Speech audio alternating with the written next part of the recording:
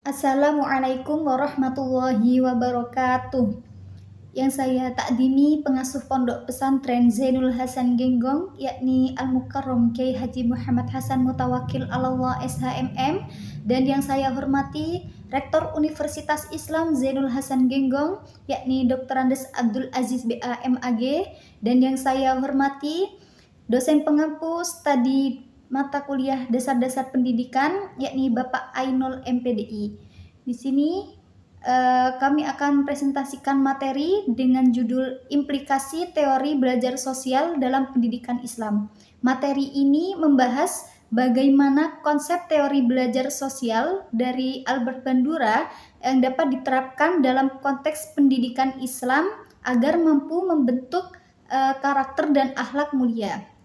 Pendidikan merupakan aspek paling fundamental dalam kehidupan manusia, bukan hanya untuk mengembangkan pengetahuan, tetapi juga membentuk karakter, emosi, sosial, dan spiritual.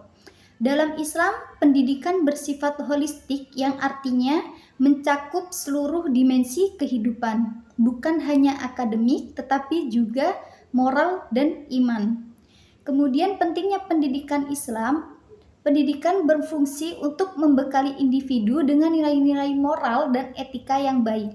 Melalui pendidikan, masyarakat dapat menjadi lebih adil, damai, dan sejahtera. Islam menekankan pentingnya integrasi antara pendidikan umum dan nilai-nilai Islam agar lahir generasi yang cerdas secara intelektual sekaligus kuat secara spiritual. Kemudian teori belajar sosial yang dikemukakan oleh Albert Bandura sangat relevan dengan pendidikan Islam. Teori ini menekankan bahwa seseorang belajar melalui pengamatan, peniruan, dan interaksi sosial. Dalam konteks Islam, hal ini sejalan dengan proses teladan di mana seorang guru ataupun orang tua dan tokoh agama menjadi contoh nyata dalam perilaku Islami. Kemudian teori ini berkembang dari teori behavioristik, namun lebih luas karena melibatkan aspek mental dan sosial. Intinya, seorang belajar dari pengalaman sosial, yaitu dengan mengamati perilaku orang lain, meniru, dan termotivasi untuk melakukan hal yang sama. Jadi, pembelajaran tidak hanya terjadi melalui latihan atau hukuman, tetapi juga dari lingkungan dan keteladanan. Baik, slide yang keenam yaitu komponen teori Bandura.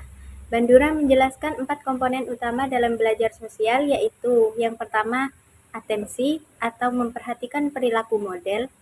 Yang kedua, retensi, menyimpan dan mengingat apa yang diamati. Yang ketiga, reproduksi motorik, mencoba menirukan perilaku tersebut. Dan yang keempat, motivasi, dorongan untuk mengulangi jika mendapat penguatan positif. Semua proses ini sangat penting dalam pendidikan Islam, terutama dalam pembentukan akhlak. Selanjutnya yaitu jenis pemodelan. Bandura juga membagi model peniruan menjadi beberapa jenis. Peniruan langsung, meniru perilaku yang diamati secara langsung. Peniruan tidak langsung, yaitu meniru melalui media, cerita atau tokoh. Peniruan gabungan, yaitu kombinasi beberapa model. Peniruan sesaat dan berkelanjutan, tergantung durasi dan intensitas pengamatan. Dalam pendidikan Islam, jenis-jenis ini bisa diterapkan baik di sekolah maupun di rumah. Selanjutnya yaitu implikasi dalam pendidikan Islam. Dalam Islam, keteladanan adalah inti dari pendidikan. Guru, orang tua, dan tokoh agama harus menjadi model perilaku Islami bagi peserta didik. Seperti halnya Rasulullah SAW yang menjadi contoh terbaik dalam segala aspek kehidupan. Ini menunjukkan bahwa teori Bandura sangat sesuai dengan prinsip pendidikan Islam. Selanjutnya yaitu teladan Rasulullah SAW. Rasulullah SAW memiliki akhlak yang mulia, jujur, penyabar, penuh kasih sayang, dan konsisten dalam kebaikan. Beliau tidak hanya mengajarkan lewat kata-kata, tapi lewat perbuatan nyata. Dengan meneladani Rasulullah, siswa dapat menginternalisasi nilai-nilai Islam secara mendalam. Selanjutnya yaitu contoh-contoh dari sahabat.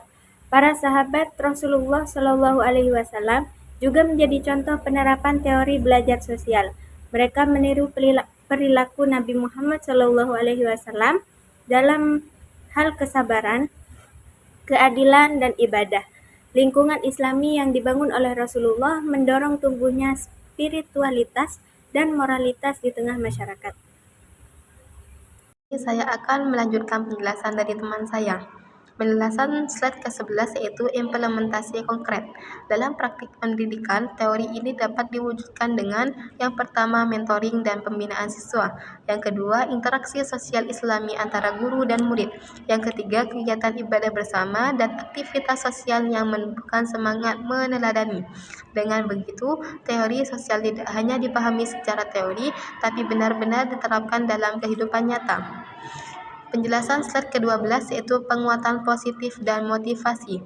Guru berperan besar dalam memberikan penguatan positif, misalnya dengan memberi pujian, penghargaan, atau ucapan apresiasi ketika siswa melakukan hal baik. Dalam Islam, penghargaan tidak hanya berbentuk materi, tapi juga doa dan motivasi spiritual agar siswa merasa dihargai dan terus semangat berbuat baik. Penjelasan slide ke-13 yaitu pemanfaatan media dan teknologi. Di era modern, teori belajar sosial bisa diterapkan lewat media digital, yaitu video dakwah, cerita Islami, film animasi, atau platform pembelajaran interaktif. Media ini mempermudah siswa mengamati dan meniru perilaku positif sesuai nilai-nilai Islam. Penjelasan slide ke-14 yaitu landasan Quran. Landasan Al-Quran yang sejalan dengan teori ini terdapat dalam Quran Surat An-Nahl ayat 125 yang artinya, "Serulah manusia ke jalan Tuhanmu dengan hikmah dan pengajaran yang baik, serta debatlah mereka dengan cara yang lebih baik. Sesungguhnya Tuhanmu dialah yang paling tahu siapa yang tersesat dari jalannya, dan dia pula yang paling tahu siapa yang mendapat petunjuk." Ayat ini menunjukkan bahwa dalam mendidik kita perlu menjadi teladan dan menggunakan pendekatan yang bijak, sama seperti prinsip teori belajar sosial. Penjelasan slide ke-15 yaitu kesimpulan. Dari pembahasan ini dapat disimpulkan bahwa teori belajar sosial Bandura sangat relevan dalam pendidikan Islam. Melalui pengamatan, peniruan, dan motivasi, siswa dapat menumbuhkan akhlak mulia dan karakter Islami. Guru, orang tua, dan tokoh agama menjadi model utama bagi peserta didik dalam menanamkan nilai-nilai Islam. Tujuan akhirnya adalah membentuk generasi berilmu, beriman, dan berakhlakul karimah.